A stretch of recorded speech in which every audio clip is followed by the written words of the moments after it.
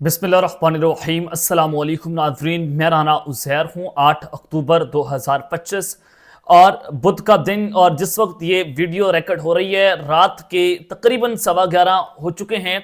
और जब आपको ये वीडियो पहुंचे तो 9 अक्टूबर का आगाज़ हो चुका होगा और 12 बज चुके होंगे रात के। बड़ी इंपॉर्टेंट खबरें हैं। पाकिस्तान और भारत की जंग जो है वो छिड़ गई है।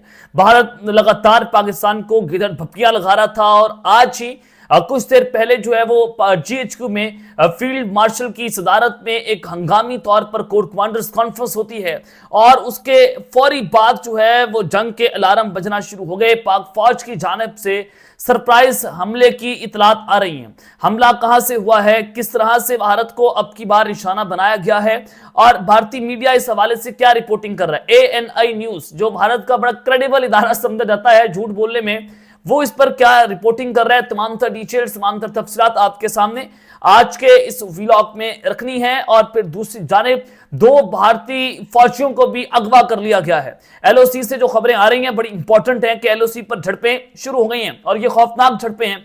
2 भारतीय फौजियों को किसने, कैसे और क्यों अगवा किया, उसकी डिटेल्स भी हमें मौसूल हो गई हैं। बड़ी इंटरेस्टिंग सूरत हाल है LOC के ऊपर, वो भी आपके सामने रखना बहुत जरूरी है।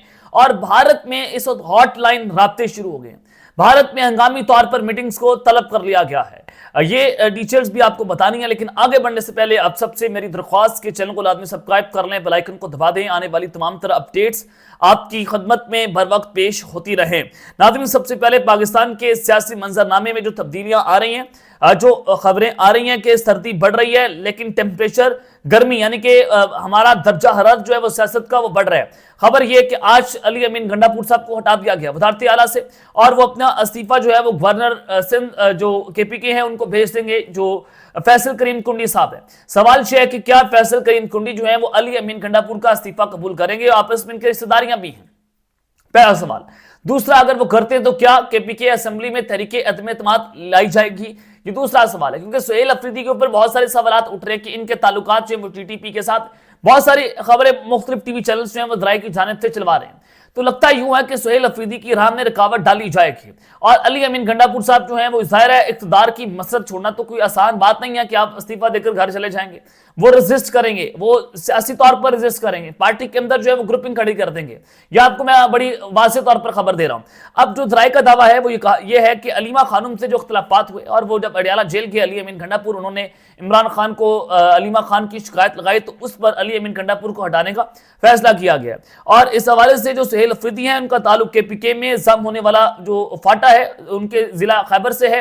अली अमीन को हटाने का फैसला इमरान खान ने किया। अब सुहेल अफरीदी साहब को क्यों लगाया जा रहा है, ये सारी चीजें आपको सामने आ रही हैं कि जो फाटा है उसको वफाक के साथ भी लाना है और उसको KPK से हटाना है।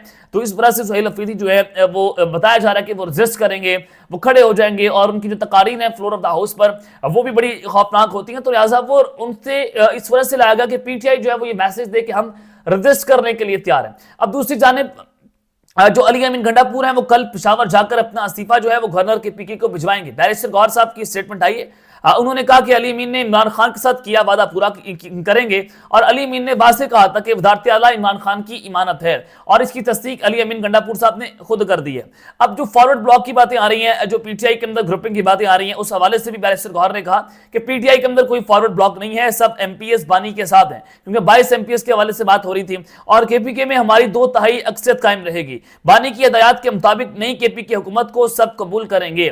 ये अली अमीन जो बैरिस्टर गौहर है उनकी स्टेटमेंट है। अब जंग के हवाले से खबर आपको देना चाहता हूं जनाब, मुख्तलिफ हवालों से मैं आपको खबरें पहुंचाता जा रहा हूं कि पाकिस्तान और भारत की जंग जो है बाकायदा तौर पर कभी भी और किसी भी वक्त जो है वो शुरू हो सकती है। लेकिन अब भारत ने जनाब ऑपरेशन लॉन्च कर दिया है। भारत की जानिब से ऑपरेशन सिंदूर 2.0 उसका ट्रेलर जो है वो जारी कर दिया गया है। 1 by 1 मैं आपके सामने जनाब खबरें रखना चाहता हूं कि आज की जो सबसे हंगामी खबर है, 2 फौजियों को जो है वो अगवा किया गया है।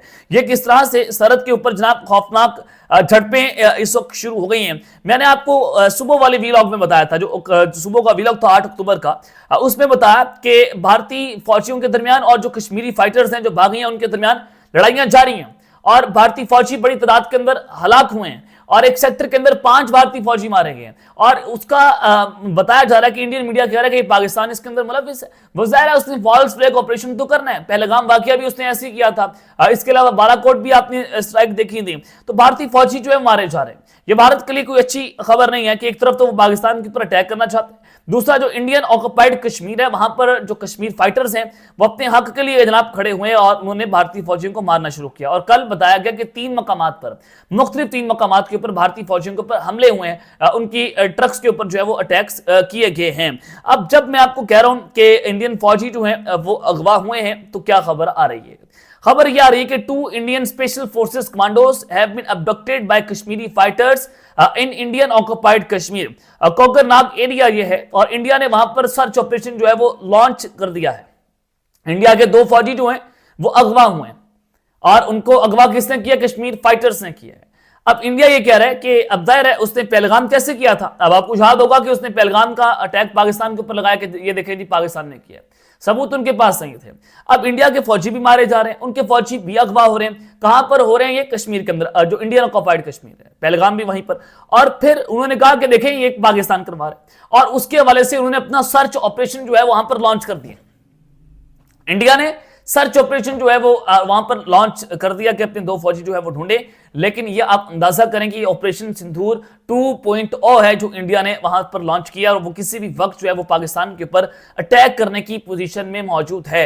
अब पाकिस्तान, आज हमारी जो कोर कमांडर्स कॉन्फ्रेंस हुई उसमें हमने वाज़ेह तौर पर कह दिया है, जो कोर कमांडर्स कॉन्फ्रेंस का एलामिया आया कि पाकिस्तान भारत की किसी भी जारियत का फौरी कोई रिस्पॉन्स देगा, वो 1 मिसाइल मारेंगे, हम 5 मिसाइल मारेंगे। बड़ा वाज़ेह तौर पर कहा कि फौरी, फैसला कुन और भरपूर पाकिस्तान जो है वो इसका जवाब देगा, हम पीछे नहीं हटेंगे। और इसका वाज़ेह तौर पर मतलब है कि पाकिस्तान एक तो रेड अलर्ट पर है और दूसरा ये कि पाकिस्तान के पास ये इंफॉर्मेशन है, हमारी इंटेलिजेंस एजेंसीज के पास इंफॉर्मेशन मौजूद है कि इंडिया किसी भी वक्त अगले चंद लम्हों में पाकिस्तान के ऊपर अटैक करने जा रहा है। लेकिन पाकिस्तान अब उनकी जारियत का जवाब देगा। ये दुनिया को जो है वो आज कोर कमांडर्स कॉन्फ्रेंस से पैगाम पहुंचा दिया गया। तो ये खौफनाक झड़पें जो हैं वो जारी हैं और वहां पर ये सारा कुछ जो है वो आपको देखने को मिल रहा है।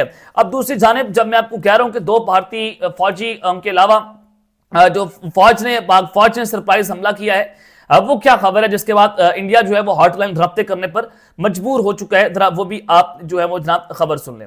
ये इंडियन अकाउंट है इंडिया आई नाउ न्यूज, ये एक्स अकाउंट है। वो ये कहता है कि ब्रेकिंग, ऑपरेशन सिंदूर 2 India's next move unfold, India की अगली जो मूव है वो वाज़ेह हो गई, वो रिवील हो गई।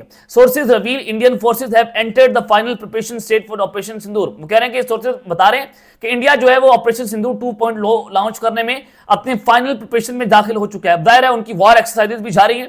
बे ऑफ बंगाल में उनकी जो नेवल फोर्सेज हैं वो मिसाइल टेस्ट करने जा रही हैं 15-16 अक्टूबर को, जहां पर 1480 किलोमीटर का जो फजाई हदूद है उसको बंद कर दिया जाएगा। और वो कह रहे हैं कि टारगेटिंग की terror hubs across Pakistan occupied territories, यानी कि ऑक्युपाइड टेरिटरीज, पाकिस्तान ऑक्युपाइड। ये कह रहे हैं कि हम आजाद कश्मीर में अटैक करने जा रहे हैं, जो जहां पर जो है वो टेररिस्ट के हब बनाए गए, वही दहशतगर्दों को टारगेट करने के लिए, वही पुराना घिसा पिटा बयानिया। क्योंकि भारत जो है वो फ्रस्ट्रेशन का शिकार, पाकिस्तान तो जीता हुआ है, जीता हुआ कभी किसी के ऊपर हमला नहीं करेगा। दुनिया को पता है कि पाकिस्तान वो जंग जीत गया था। अब फ्रस्ट्रेशन का शिकार कौन है? भारत अटैक करेगा। या आपको मैं बता रहा हूं कि भारत अटैक करेगा, पाकिस्तान रिटेलिएट करेगा और 5x टाइम ज्यादा हम बड़ा जवाब देंगे भारत को। कहां पर होगा ये? आजाद कश्मीर में। आपको पहले बता चुका हूं कि सियाचिन और आजाद कश्मीर की मुख्तलिफ जो चौकियां हैं वहां पर भारत कब्जा करना चाहते हैं ताकि अपनी आवाम को प्रोडक्ट के तौर पर बेच सके। क्योंकि जो बिहार का इलेक्शन आ रहा है 6 नवंबर को, वो बड़ा इंपॉर्टेंट है बीजेपी के लिए और मोदी के लिए। High level coordination between army, air force and intelligence agencies is reportedly underway. के हाई लेवल कोऑर्डिनेशन हो रही है, जो आर्मी है, इनकी एयरफोर्स है, इंटेलिजेंस एजेंसीज के दरमियान, और मुकम्मल तौर पर प्रिपरेशन हो रही है। लेकिन पाकिस्तान की फौज मुकम्मल तौर पर रेड अलर्ट पर है और ऐसा आपका हम कुछ चुमड़ा बनाएंगे, यकीन करें कि आपकी चटनी बनाकर रख देगा पाकिस्तान अब की बार। और जो सिक्योरिटी राय अब की बार जो गुस्से में है, जो उन्होंने मीटिंग की है सहाफियों से हमारे साथ, वो कह रहे हैं कि जनाब हम अब की बार किसी को नहीं छोड़ेंगे, जो आएगा वो रगड़ा जाएगा। और ऐसा रगड़ा लगाएंगे, ऐसा फेंटा लगाएंगे कि भारत को नानी याद दिलवा देंगे। ये उनके रिमार्क्स हैं। और उन्होंने इंडिया आई नाउ न्यूज कहते हैं कि this time the message will be loud and clear, terror has no safe haven, said a senior defence officer. जिनका सीनियर डिफेंस ऑफिसर है वो कह रहे हैं कि इस बार मैसेज जो है वो लाउड एंड क्लियर है। इसका मतलब ये है कि भारत जो है अपने फाइनल स्टेजेस में दाखिल हो चुका है। अब उसके लिए ग्राउंड्स भी तैयार हो गए। ANI न्यूज है इंडिया का, वो कह रहा है कि असम राइफल वाला वाकया भी आपको पता कि भारत कह रहा है कि वो बारूद जो है वो फट गया, लेकिन भारत उस वाकये को छुपा रहा है। वो कह रहा है कि Assam rifles recover weapons ammunitions in Saikhumphai Mizoram, यानी कि ये इंडिया का जो है वो एक एरिया है, एक डिस्ट्रिक्ट है मिजोरम, वहां पर जो है वो असम राइफल जो उनकी सिक्योरिटी फोर्सेस है, उन्होंने इंटेलिजेंस की बुनियाद के ऊपर एक ऑपरेशन किया जहां पर उन्होंने वेपन्स और भारी असला बारूद जो है उसको बरामद किया है। ये एएनआई न्यूज कह रहा है। अब आपने बड़े गौर से खबर सुनी है, कोई आसान खबर नहीं है। मैं आपको बड़े बता रहा हूं कि पाकिस्तान ने जो सरप्राइज अटैक किया है उसके हवाले से बताना चाहता हूं। ये खुफिया इत्तला पर उन्होंने कहा कि कार्रवाई की, हमने जो है वो एक 9 mm का पिस्टल पकड़ा है, एक शॉर्ट गन पकड़ी है, और जो 7 mm के जो 50 जिंदा कारतूस हैं वो उसके अंदर शामिल थे। उसके अलावा वो कह रहे हैं कि हमने ये चीजें जो है वहां पर पकड़ी हैं। फोर्सेस ने इलाके में सर्च ऑपरेशन करके जेर जमीन अस्करी ग्रुपों की मौजूदगी का जायजा लिया, मगर कोई ग्रुप जो है वो नहीं मिला। बाद में बरामद होने वाला असला पुलिस को मज़ीद तफ्तीश और कानूनी कार्रवाई के लिए हवाले कर दिया गया। इससे पहले भी असम राइफल ने कचार डिस्ट्रिक्ट में 6 करोड़ रुपए की मालियत के नशावर गोलियां और जो टैबलेट्स हैं उसको बरामद किया था, और मणिपुर में एक बड़े हमले को नाकाम बनाया था। मणिपुर जो है वहां पर जो फाइटर्स हैं, जो बागी हैं और भारतीय फौज है, वो एक दूसरे के आमने सामने रहती है। ये बड़ा कंट्रोवर्शियल किस्म का इलाका है, भारत वहां पर कब्जा किया, वहां के लोग जो हैं वो आज़ादी मांगते हैं उनसे। तो बात ये है कि ये जो सरहद है जो आपको मैं बता रहा हूं कि जो ये सेकुम्पाई का जो इलाका है, जो मिजोरम है रियासत भारत की, वहां से जो सरहद मिल रही है वो सरहद मिलती है शुमाल मशरकी, और ये शुमाल मशरिक से बांग्लादेश के साथ सरहद मिलती है। पाकिस्तान कह रहा है कि अब की बार हम पिछवाड़े से अटैक करेंगे। अगर भारत ये करेगा अब की बार हम बांग्लादेश का रास्ता अपनाएंगे। बांग्लादेश के साथ पाकिस्तान का जो डिफेंस माहिदा होने जा रहा है, जो ट्रीटी साइन होने जा रही है, उसमें एक मुल्क जो है वो दूसरे मुल्क की मिलिट्री रिसोर्सेज को इस्तेमाल कर सकते हैं। अगर बांग्लादेश पर अटैक होता है तो बांग्लादेश से पाकिस्तान की जितनी भी टेक्नोलॉजी है उसका इस्तेमाल कर सकते हैं। पाकिस्तान पर अटैक हो सकता है, पाकिस्तान की मिलिट्री बेसिस का इस्तेमाल कर सकता है। बांग्लादेश से जो ये शुमाल मशरकी भारत का बॉर्डर है, यहां से पाकिस्तान अटैक कर सकता है, जिसके लिए आप अंदाजा करें ये जो बॉर्डर के ऊपर कार्रवाई हुई है, जो एएनआई न्यूज कह रहे हैं, यहां से जो बॉर्डर मिलता है वो बांग्लादेश का मिलता है। और जब ये कार्रवाई की है, जब पाकिस्तान और बांग्लादेश की कुर्बतें ऐसे, हमारा जो हाई लेवल डीजी हेडक्वार्टर, जो स्टाफ हेडक्वार्टर है, जनरल स्टाफ हेडक्वार्टर, उनके जो डीजी हैं उनके दौरे पर मौजूद हैं, और बड़ा वाज़ेह किस्म का दौरा है, बड़ा लाउड एंड क्लियर मैसेज है भारत को कि वहां से भी आपको जो है वो किसी भी किस्म का कोई राहत नहीं मिलेगी। और ये ट्रीटी साइन हो रहा है, उसके बाद ये सारा ऑपरेशन होना, इससे आप अंदाजा लगा सकते हैं कि अब की बार ये वहां से भी भारत जो है वो अटैक करेगा, और वहां पर भी फॉल्ट फ्लैग ऑपरेशन करने की साजिशें कर रहा है कि जब पाकिस्तान की जानिब से ऐलान किया गया है। अब दूसरी जानिब अजीत डोवल जो वहां पर नेशनल सिक्योरिटी एडवाइजर है, और इन्हीं की डॉक्ट्राइन चल रही है, और इन्हीं की डॉक्ट्राइन ने भारत को यहां तक पहुंचा दिया है कि इनके 6 हत्यारे पाकिस्तान ने मार कराए। तो कल उन्होंने बताया जा रहा है कि हम तरीन हंगामी बैठक जो है बुला लिया, हम तरीन मीटिंग बुला रही है कश्मीर के हवाले से उन सारी सिचुएशन के अंदर। तो लगता है यूं कि भारत जो है बहुत पैनिक कर गया है, और मोदी सरकार जो है इस पैनिक सिचुएशन के अंदर मौजूद है। अब तक के लिए इतना ही, अपना ख्याल रखिएगा, और इस लंगा लाजमी है लखनऊ के बाद पाकिस्तान जिंदाबाद।